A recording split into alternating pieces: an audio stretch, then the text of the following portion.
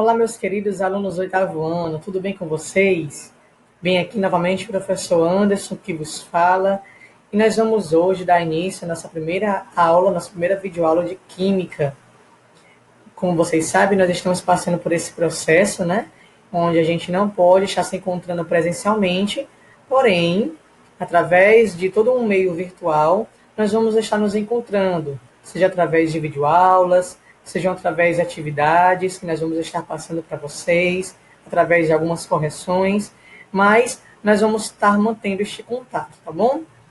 Hoje nós vamos dar início à nossa primeira videoaula de Química com um tema que nós já começamos na sala de aula, que são as mudanças de estado físico da matéria. Nós já começamos, porém eu gostaria de fazer uma pequena revisão e aprofundar um pouco sobre esse conteúdo, tá bom?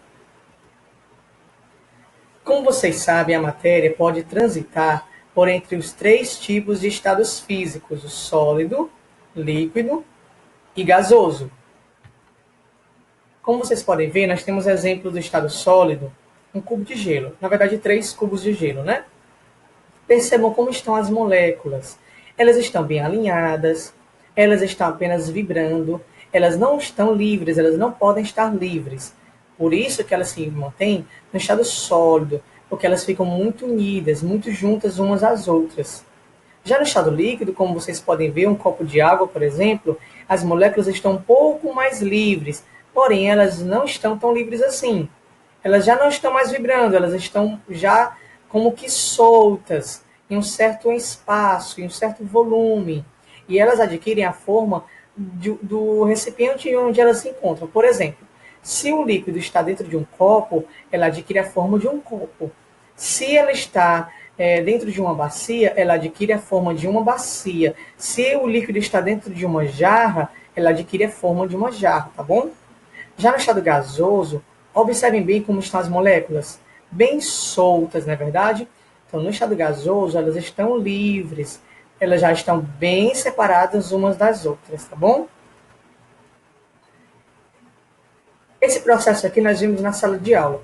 Como é que se dá, qual o nome que se dá a cada uma dessas mudanças de estado físico? Do estado sólido para o estado líquido, o nome que se dá é fusão.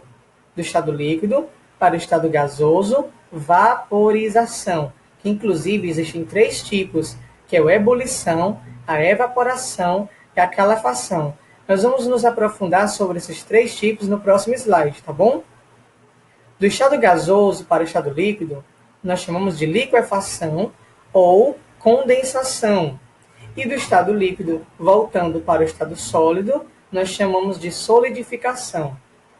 Se por acaso passar do estado sólido diretamente para o gasoso, ou o contrário, do gasoso diretamente para o sólido, sem passar pelo líquido, nós chamamos esse processo de sublimação, tá bom? Percebam bem, quando vai do sólido para o líquido e do líquido para o gasoso, nesse processo existe um aumento de temperatura.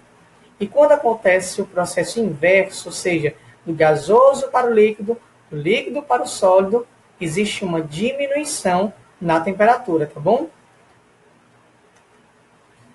Sobre aquela observação importante que eu fiquei de falar para vocês, os tipos de vaporização. O primeiro tipo é a evaporação. É a mudança de fase do estado líquido para o gasoso de um modo gradual, de um modo lento. Ela ocorre apenas na superfície do líquido e não é perceptível visualmente, pois não há o surgimento de bolhas nem agitação em seu interior.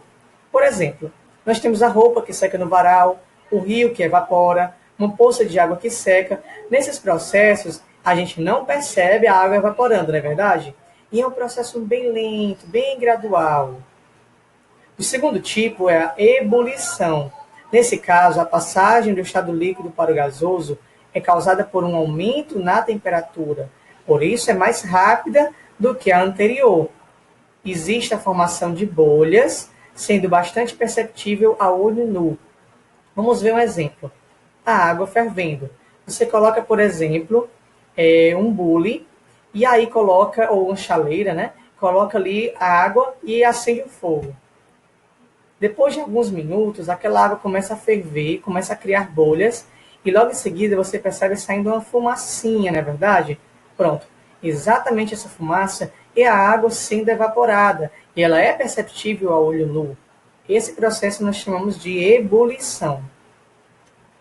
E o terceiro tipo é a calefação, já a vaporização bem mais rápida do que essas duas anteriores. Nós costumamos dizer que é um tipo de vaporização brusca, sabe? Ocorre quando o líquido entra em contato com superfície que está com a temperatura bem mais elevada do que o seu ponto de ebulição. Por exemplo, gotas de água pulando em contato com o ferro de passar ou com uma chapa de fritar alimentos. Você tem ali uma chapa e aí você coloca algumas gotas em cima da chapa.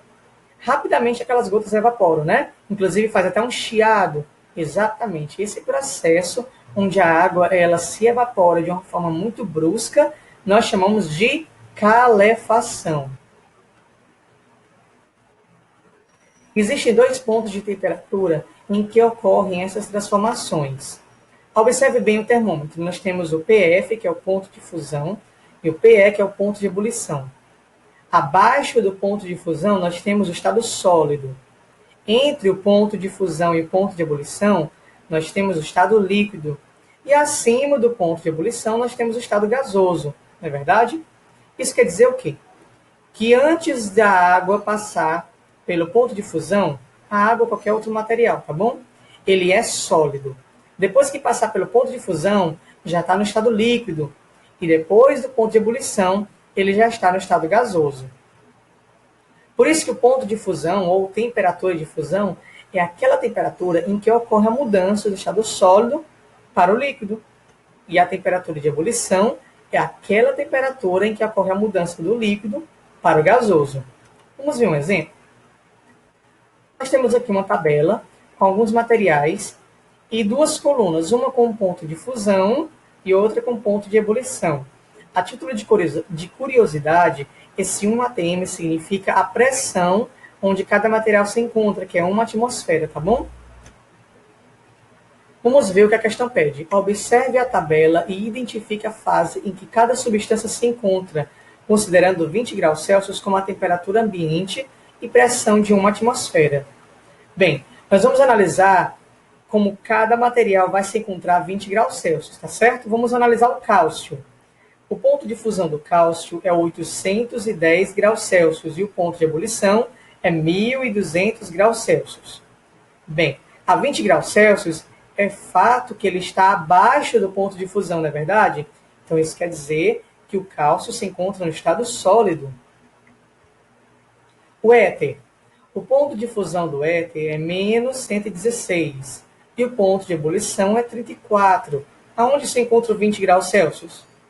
Muito bem, no meio, né? Entre menos 116 e 34. Isso quer dizer que se ele está no meio, ele ainda está no estado líquido, ele não passou para o estado vapor. Vamos para o cobre. Ponto de fusão, 1083. Ponto de ebulição, 2310. 20 graus Celsius está onde? Antes, no meio ou depois? Muito bem, está bem antes do ponto de fusão. Isso quer dizer que ele ainda está no estado sólido. Oxigênio, o que você me diz? Muito bem, ele está depois do ponto de ebulição, que é menos 183. 20 graus Celsius é positivo, então ele está bem acima, não é verdade? Logo, ele já está no estado gasoso. A amônia, muito bem, ela também está depois do ponto de ebulição, logo também está no estado gasoso.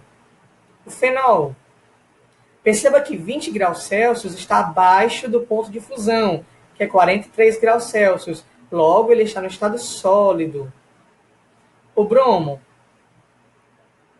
muito bem, 20 graus Celsius está no meio, entre menos 7,3 e 63. Logo, o bromo está no estado líquido. O pentano também se encontra no meio, não é verdade? Está abaixo de 36,1, abaixo do ponto de ebulição. Logo, também está no estado líquido. O ouro, muito fácil, não é? Ele está bem abaixo do ponto de fusão. Logo, ele ainda está no estado sólido. E o etanol, muito bem, se encontra no meio, entre menos 117 e 78. Logo, está no estado líquido. Fácil, não é verdade? Bem, logo logo vocês vão ter uma atividade onde vocês vão poder praticar um pouco mais sobre este conteúdo, tá bom? Finalizo com a frase de São João Paulo II.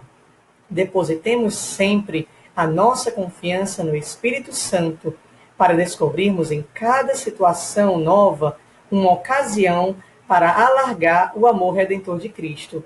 Que Deus abençoe vocês, bom estudo e até a próxima!